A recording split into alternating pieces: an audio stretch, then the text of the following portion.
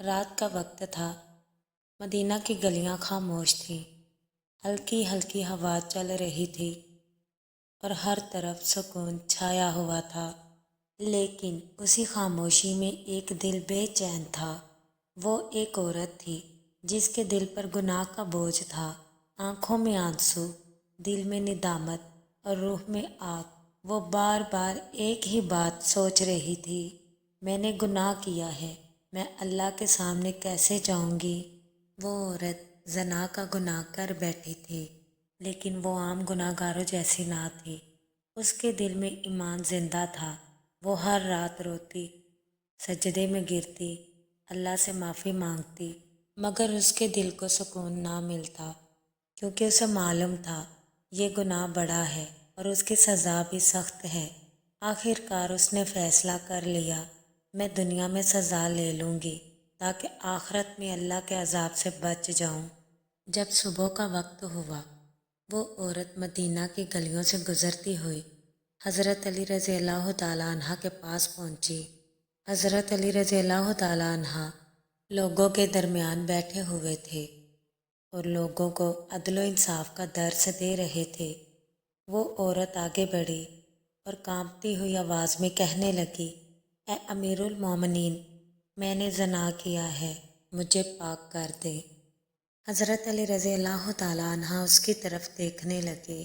وہ صرف ایک قاضی نہیں تھے بلکہ ایک رحم دل انسان بھی تھے۔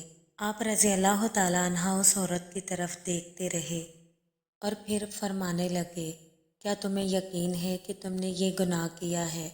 عورت کہنے لگی، جی ہاں، میں نے زنا کیا ہے۔ حضرت علی رضی اللہ تعالیٰ عنہ نے اس عورت کی یہ بات سن کر اپنی نظریں جھکا لی۔ آپ رضی اللہ تعالیٰ عنہ یہ چاہتے تھے کہ یہ عورت واپس چلی جائے اور اللہ سے توبہ کر لے، کیونکہ اسلام میں گناہ کو چھپانا بہتر ہے۔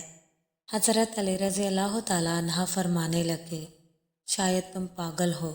عورت کہنے لگی، اے امیر المومنین، نہیں، میں بالکل ٹھیک ہوں اور میں پورے ہوش و حواس میں اپنے گناہ کا اقرار کرتی ہوں۔ حضرت علی رضی اللہ تعالیٰ عنہ فرمانے لگے، شاید تمہیں مجبور کیا گیا ہو۔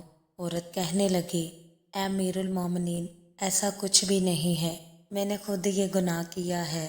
وہ عورت بار بار اقرار کرتی رہی، ہر سوال کا جواب دیتی رہی اور ہر بار اس کی آواز میں سچائی اور ندامت بڑھتی گئی۔ آخر کار حضرت علی رضی اللہ تعالیٰ عنہ نے سمجھ لیا، یہ عورت صرف سزا نہیں چاہتی، یہ پاک ہونا چاہتی ہے۔ حضرت علی رضی اللہ تعالیٰ عنہ آخری بار فرمانے لگے، اگر تم چاہو تو واپس جا سکتی ہو اور اللہ سے توبہ کر لو۔ لیکن وہ عورت کہنے لگی، اے امیر المومنین، مجھے دنیا میں سزا دے دے تاکہ میں پاک ہو جاؤں۔ آخر کار حضرت علی رضی اللہ تعالیٰ عنہ نے شریعت کے مطابق حکم دیا۔ لوگ جمع ہوئے، فضا میں خاموشی چھا گئی، ہر دل پر بوجھ تھا، کیونکہ یہ سزا آسان نہ تھی۔ جب اس عورت کو سزا دی جا رہی تھی تو حضرت علی رضی اللہ تعالیٰ عنہ کا دل کانپ رہا تھا اور آپ کی آنکھوں سے آنسو بہہ رہے تھے۔